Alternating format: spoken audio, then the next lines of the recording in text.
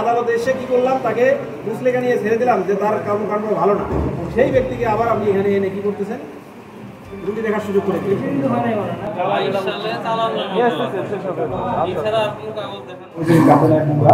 আজকে আমরা আইন শৃঙ্খলা রক্ষা ও অপরাধ প্রতিরোধ কার্যক্রমের অংশ হিসেবে মোবাইল কোর্ট পরিচালনা নিউ এশিয়া ডায়াগনস্টিক সেন্টার এটি শহীদ জিয়াউর রহমান মেডিকেল কলেজের একেবারেই অবধিকে আমরা এখানে এসে যা দেখলাম, শুরুতেই দেখলাম যে আমরা ল্যাব রুমটা দেখলাম এবং যেখানে এক্স রে এবং আলট্রাসোনোগ্রাম হয় সেই জায়গাগুলো আমরা দেখলাম।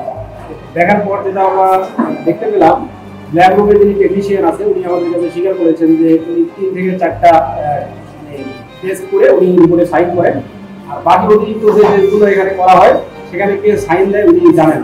এখানে ভুয়া রিপোর্ট, কিছু পরিমাণ ভুয়া রিপোর্ট এখানে রেগুলারই দেওয়া হচ্ছে।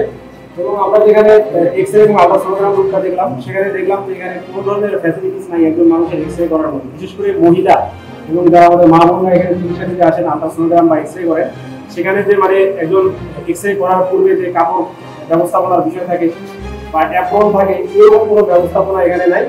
একজন পুরুষ টেকনিশিয়ান সরাসরি দরজা খোলা রেখে একজন মহিলা মানুষের আলট্রাসোনোগ্রাম কিংবা হচ্ছে এক্স রে গুলো করে যাচ্ছেন। এবং সব থেকে গুরুত্বপূর্ণ বিষয় হচ্ছে এখানে যে দুজন ডাক্তার বসেন, ডাক্তার শামীম এবং doctor S K. Sajidul Alam. Doctor Shamim আপনারা হয়তো জানেন যে দিগন্ত ডায়াগনস্টিক সেন্টারে ডাক্তার শামীম বসেছিলেন, ওনার কাছে আমি মুসলেখা নিয়েছিলাম যে এই ধরনের কোনো ধরনের চিকিৎসা ব্যবস্থার সঙ্গে উনি জড়িত থাকবেন না, উনি মুসলেখা দিয়েছিলেন। কিন্তু আমরা এখানে এসে দেখলাম নিউ ডায়াগনস্টিক সেন্টারে উনি আবার রেগুলার করছেন এবং একইভাবে নামের পাশে বিভিন্ন ভুয়া ডিগ্রি লাগিয়ে রেগুলার বেসিসে চিকিৎসা দিয়ে যাচ্ছেন। এবং ওনাকে এসে আমরা পাইনি, উনি আমাদের 8-10 মিনিট আগে এখান থেকে চলে গেছেন। এবং আমরা এসে আরেকজন ডাক্তারকে পেয়েছি, ডাক্তার সাজিদুল আলম। আপনারা এনাকে চিনবেন, ইনি দীর্ঘদিন থেকে এখানে চিকিৎসা দিয়ে আসছে। এনার সব থেকে প্রতারণার বিষয় হচ্ছে উনি অনলি এমবিবিএস ডাক্তার, এনার আর কোনো ডিগ্রি নেই, কিন্তু উনি ওনার প্যাডগুলোতে, আমাদের কাছে সেগুলো প্রমাণ আছে, উনি প্যাডগুলোতে নিউরো মেডিসিন, চাইল্ড বিশেষজ্ঞ, স্কিন এবং সেক্স, ইএনটি, অর্থোপেডিক সার্জারি ইত্যাদি বিষয়গুলো মানে প্যাডের উপর লিখে মানুষকে প্রতারণামূলকভাবে চিকিৎসা দিয়ে আসছে, যেটা আসলে উনি ডক্টর হিসেবে ওনার এথিক্সের সঙ্গে বিষয়গুলো যায় না।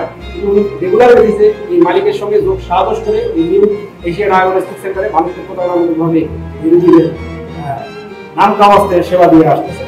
এবং এখানে আরো একটি বিষয় যে আমরা এখানে যখন মালিকের সঙ্গে কথা বললাম, সেই মালিকের 2023 সাল পর্যন্ত একটা লাইসেন্স ছিল, আরো যেগুলো লিগাল ডকুমেন্ট থাকা দরকার ডায়াগনস্টিক সেন্টার স্থাপন করার জন্য সেগুলো ওনার ছিল না।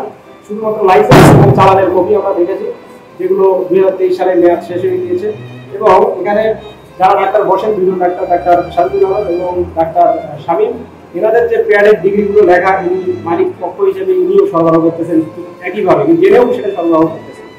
এবং আরেকটা গুরুত্বপূর্ণ বিষয় যে এখানে যখন রুগী নিয়ে আসা হচ্ছে, রুগীগুলো নিয়ে আসার পরে সব রুগী, প্রত্যেকটা রুগী, এমন কোনো সিঙ্গেল রুগী নাই যেখানে নিজের ইচ্ছায় স্বইচ্ছায় আসতেছে, প্রত্যেকটা রুগীকে দালালরা ধরে নিয়ে আসতেছে। এবং আমরা মালিকের সঙ্গে কথা বলে জানতে পারছি যে এখানে প্রায় 17-18 জন দালাল রেগুলার ওনাকে রুগী নেওয়ার জন্য চাপ দেয় এবং উনি এটা এন্টারটেইন করেন এবং উনি দালালের মাধ্যমে রুগী রিসিভ করেন। এবং রুগীর যে অর্থ মানে অর্থাৎ যে বিল হয় তার 50% টাকা দালালকে দেওয়া লাগে এবং বাকি 50% টাকা ওনারা নিজেদের কাছে রাখেন। এবং এখানে একটা বড় কোশ্চেনের বিষয় যে দালালকে যদি অর্ধেক টাকা দিয়ে দেয় তাহলে বাকি অর্ধেক টাকা দিয়ে টেস্ট, ডাক্তার খরচ বা এই হাসপাতাল পরিচালনা খরচ কতটুকু সম্ভব, এই বিষয়টা একটা প্রশ্ন সাপেক্ষ বিষয়। এজন্য এনারা আসলে রিপোর্ট থেকে শুরু করে সব বিষয়গুলো আসলে বেশিরভাগই নাম কাওয়াজকে ভুয়া রিপোর্ট দিয়ে দিচ্ছে। আর আমরা তাদের যে আজকে শাস্তি দিয়েছি, ডাক্তার এস.কে. সাজিদুল আলমকে আমরা 1,20,000 টাকা অর্থদণ্ড দিয়েছি এবং এখানে হাসপাতালের যে মালিক আছে তাকে আমরা 3,65,000 টাকা অর্থদণ্ড দিয়েছি এবং এই অর্থদণ্ড আমাদের 1 মাসের বিনাশ্রম কারাদণ্ড দিয়েছি।